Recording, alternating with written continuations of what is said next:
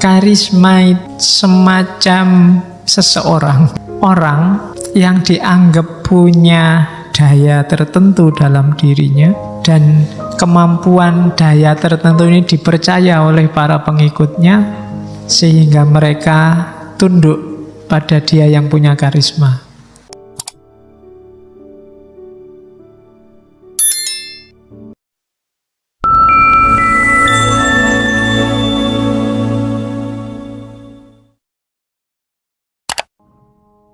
Assalamualaikum warahmatullahi wabarakatuh.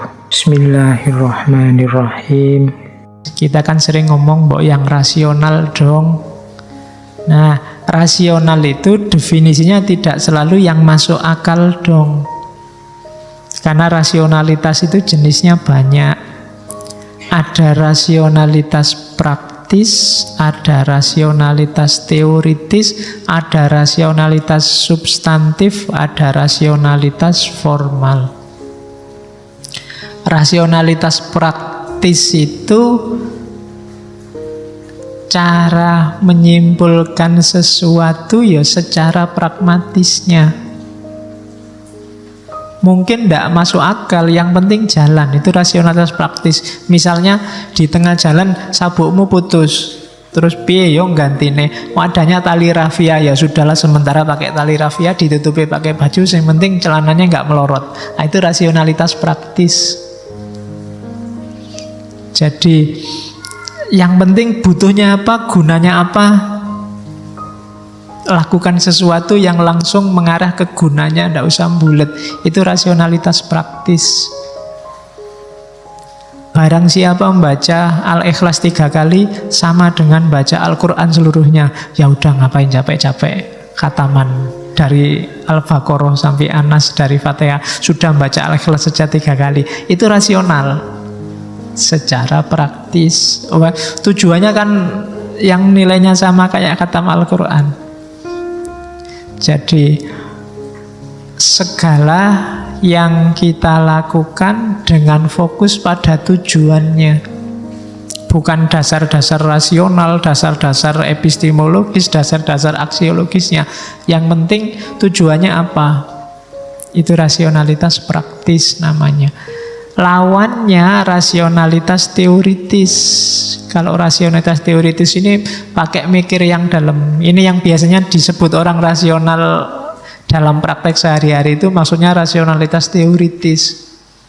Yang masuk akal dong, pakai analisis, deduksi, induksi, itu rasionalitas teoritis namanya. Pakai dasar-dasar rasional.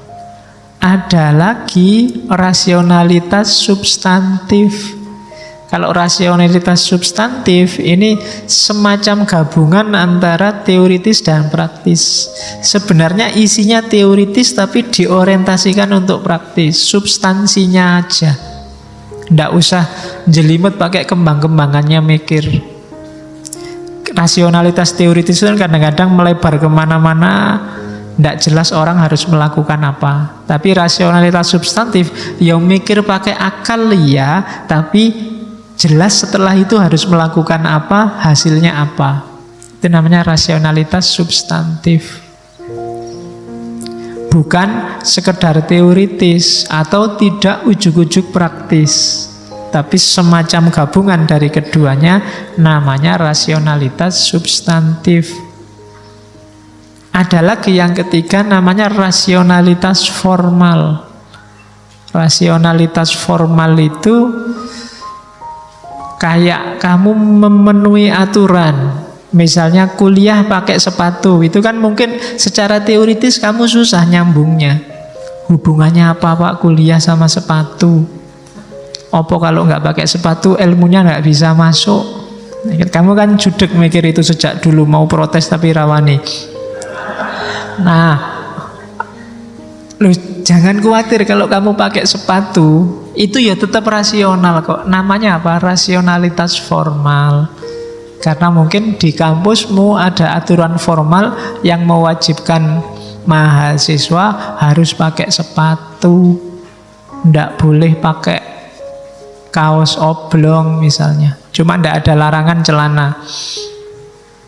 Jadi kuliah harus pakai celana itu kelihatannya tidak ada. Harus pakai sepatu yang ada. Jadi kamu boleh besok kuliah nggak pakai celana. Kan nggak ada aturannya, nggak pakai celana, pakai baju yang bagus dan ya pakai sepatu.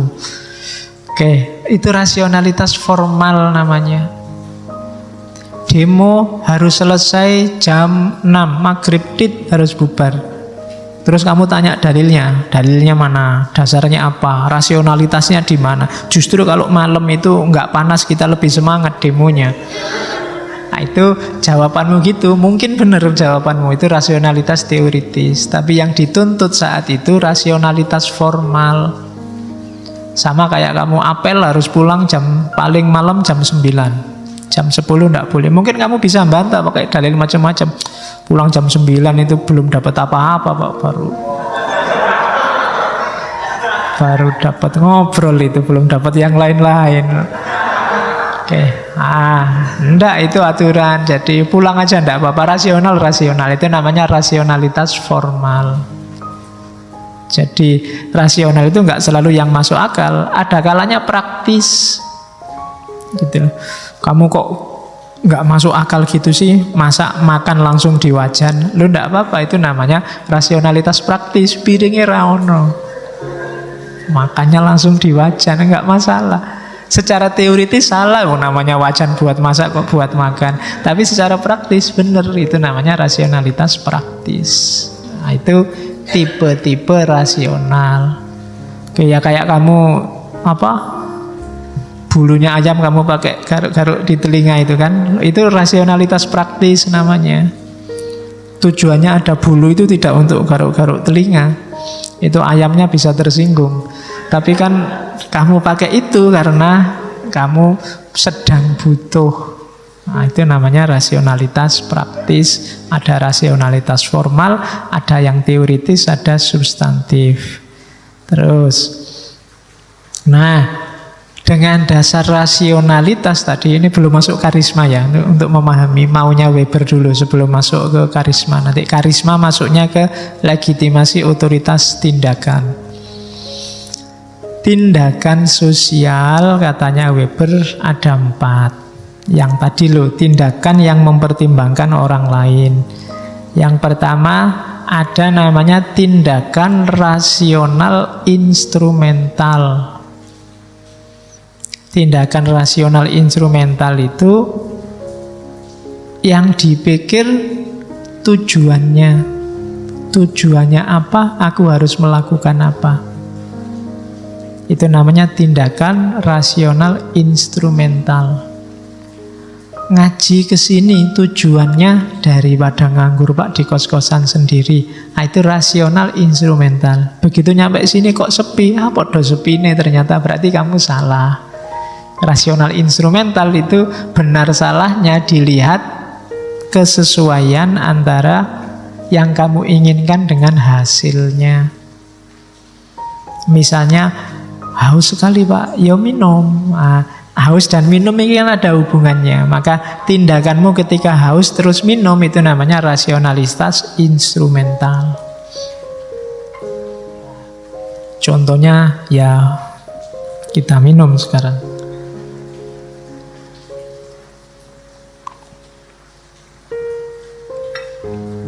Yang kedua, tindakan rasional berorientasi nilai.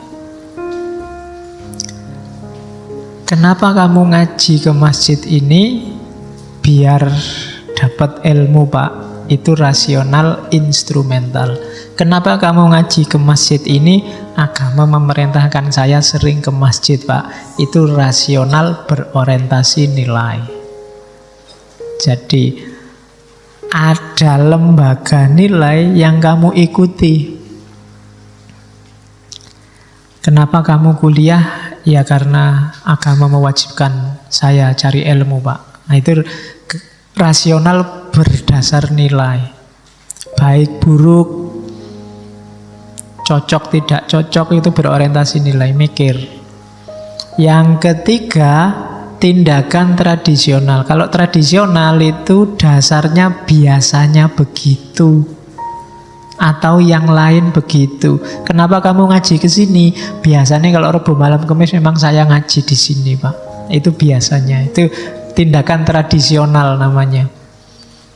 Yo masyarakat, kenapa kalau tiap bulan tertentu ada nyadran? Biasanya begitu. Nah, itu namanya tindakan tradisional. Kalau berorientasi nilai, itu disebutkan dalam kitab A, B, C bahwa bulan ini adalah bulan sakral. Itu rasionalitas berorientasi nilai.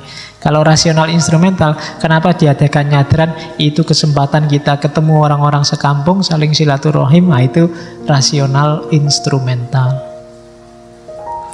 Yang terakhir, tindakan afektif.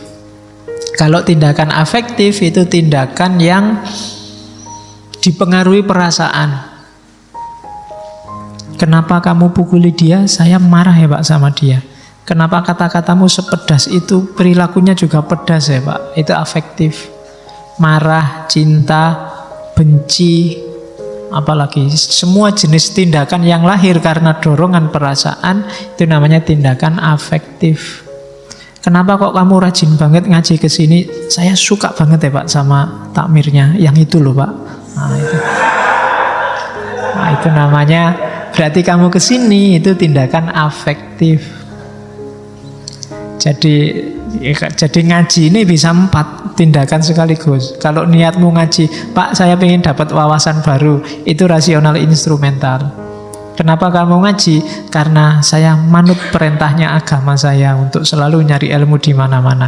Itu berorientasi nilai. Kalau kenapa kamu ngaji? Biasanya juga gitu kok Pak, ngapain pakai ditanyain segala, sudah tradisi begitu. Itu berarti yang ketiga. Tapi kalau saya suka sekali Pak ngaji di masjid itu Pak, tehnya itu loh khas. Wah, itu berarti tindakan afektif. Ada rasa ikut bermain di situ. Jadi itu namanya tipe tindakan sosial. 4-4-nya kan melibatkan orang lain. Oke, dilanjutkan. Nah, untuk memahami tindakan sosial, nanti Weber mengadopsi satu metode dari hermeneutik namanya Verstehen. Istilahnya dia Verstehende Sosiologi. Jadi metode memahami manusia tidak boleh disamakan dengan metode memahami benda, metode memahami mesin, memahami alam yang eksak. Tidak boleh disamakan. Manusia itu khas. Ini yang punya sebenarnya hermeneutik nanti diadopsi oleh Weber untuk memahami fenomena sosial. 2 orang yang membawa metode Verstehen ini ke dunia sosial dan dunia sejarah, yaitu Weber dan Wilhelm Dilthey. Jadi katanya Weber, manusia itu harus dipahami, tidak bisa cuma dijelaskan. Kalau alam semesta, dia bisa dijelaskan begitu saja. Matahari terbit dari timur, besok juga dari timur, sesuai dengan rotasinya, tinggal dijelaskan. Tapi kalau manusia tidak bisa. Sama-sama fenomena mesuh misalnya, mesuh di sana mungkin simbol keakraban, simbol kedekatan, sementara mesuh di konteks yang berbeda, simbol kemarahan. Itu manusia. Sama-sama senyum, ada senyum seneng, ada senyum sinis, ada senyum basa-basi, ada memang yang bentuk mulutnya senyum. Lihat beda kabeh itu. Sama-sama kamu berhadapan dengan fakta senyum. Itu manusia, maka dia harus diselami. Tidak bisa cuma dijelaskan. Nggak bisa terus cuma dijelaskan temanku tersenyum padaku. Oh, itu harus diperjelas dulu. Itu senyum sinis, apa senyum sayang, apa senyum basa-basi.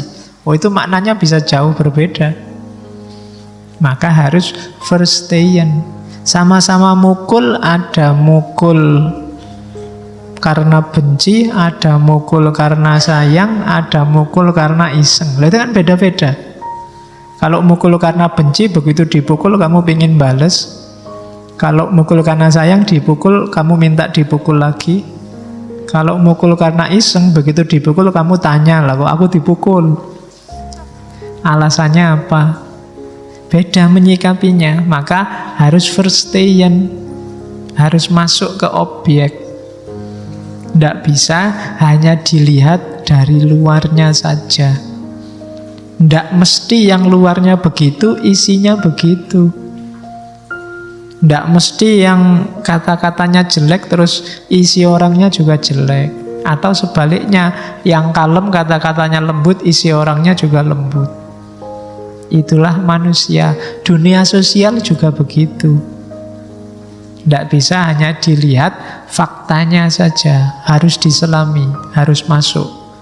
Model Verstehen. Oke, jadi tindakan sosial yang dasarnya adalah rasionalitas, yang cara memahaminya pakai Verstehen. Ini dasar-dasar teorinya Weber. Dari situ nanti masuklah kita ke isu struktur otoritas dan legitimasi. Katanya Weber, dasarnya kehidupan bersama itu dua, yaitu otoritas dan legitimasi. Otoritas itu dia punya otoritas kalau dianggap legitimate, dan sesuatu itu kalau sudah punya otoritas dia bisa jadi alat untuk legitimasi. Dua-duanya muter itu. Nah, jenisnya otoritas itu ada tiga katanya Weber. Ada otoritas tradisional, ada otoritas legal, ada otoritas karismatik. Baru kita masuk ke karisma. Jadi otoritas tradisional itu, bayangkan sebelum ada negara, sebelum ada birokrasi. Fokusnya pada individu, pada seseorang, pada tokoh, pada tradisi. Biasanya begitu. Pak Kaum, Pak Dukuh, Pak itu sebelum ada negara itu sudah ada. Orang yang mimpin urusan religius, orang yang mimpin urusan desa, itu otoritas-otoritas tradisional. Ketua suku itu otoritas-otoritas tradisional. Yang sebelumnya memang menguasai, dasarnya bukan rasional, dasarnya ya tradisi, afeksi, seperti yang disebut di atas. Jadi strukturnya struktur lama. Ada yang modern namanya otoritas legal. Kalau otoritas legal itu ya yang sah secara birokratis hari ini. Nah, hari ini kan ada lembaganya, ada administrasinya, ada undang-undangnya. Nah, ini yang punya otoritas yang ini. Orangnya hanya pelaksananya. Itu namanya otoritas legal. Kita tidak boleh menentang Pancasila. Itu Pancasila jadi punya otoritas legal. NKRI harga mati. Nah, itu otoritas legal. Ya meskipun sebaiknya kita ganti jangan harga mati ya, NKRI harga hidup aja. Biar hasilnya tidak mati-matian kita.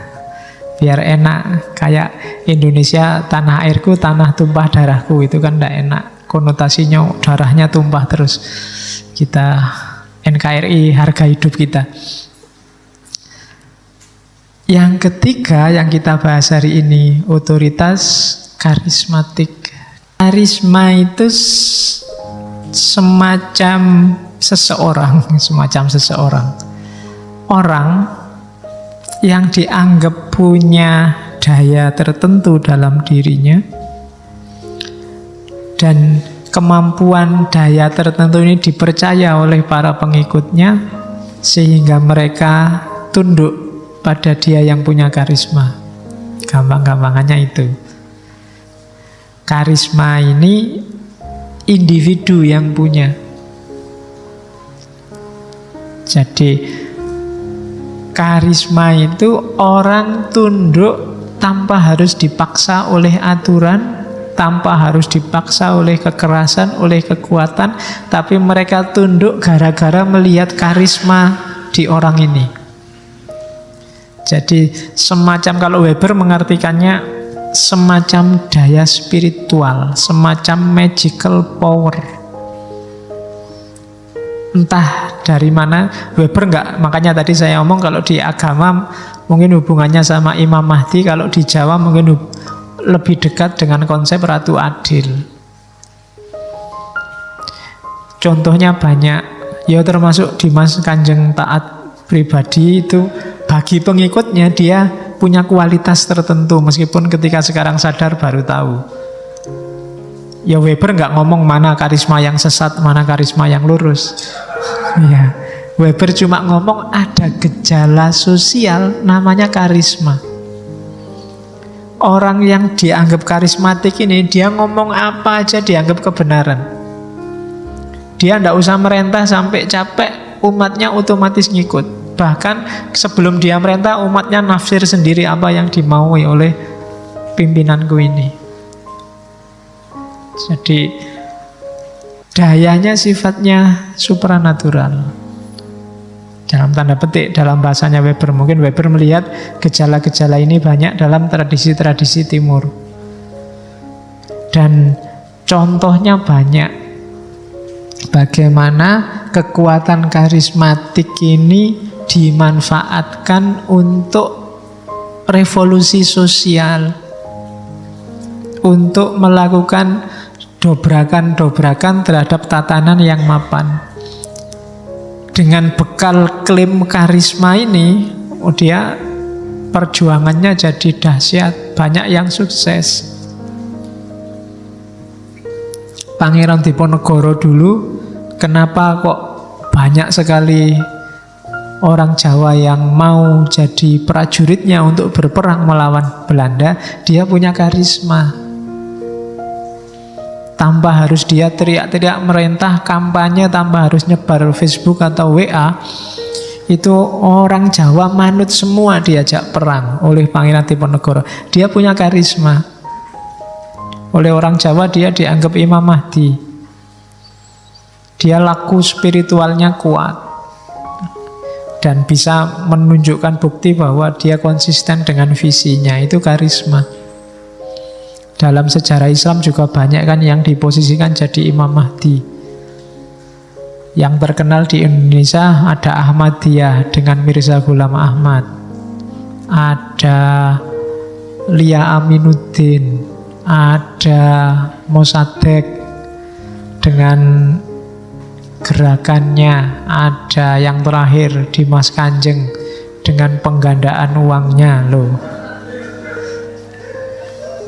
Jadi ini dia paling enggak dia punya kualitas loh. Jangan salah, kelasnya profesor, kelasnya orang-orang besar aja manut, jenderal aja bisa manut. Itu kalau dia enggak punya spirit kekuatan tertentu enggak bisa nyampe ke sana. Jadi kekuatan karismatik. Lia Aminuddin itu dia ngaku Jibril dan anaknya titisannya Nabi Isa. Dengan segala gayanya, ritualnya macam-macam sudah. Di Islam juga banyak. Ada yang sukses bikin dinasti, ada yang sukses. Zaman dulu misalnya di Sudan ada Mahdi Sudan. Dia mengklaim dirinya Imam Mahdi, tapi gara-gara itu dia pengikutnya banyak dan bisa mengusir Perancis dari Sudan. Ada Mahdi Ibnu Tumat, muridnya Imam Ghazali yang nanti bisa mendirikan dinasti Muwahhidun yang beberapa kali saya ceritakan. Itu contoh karisma.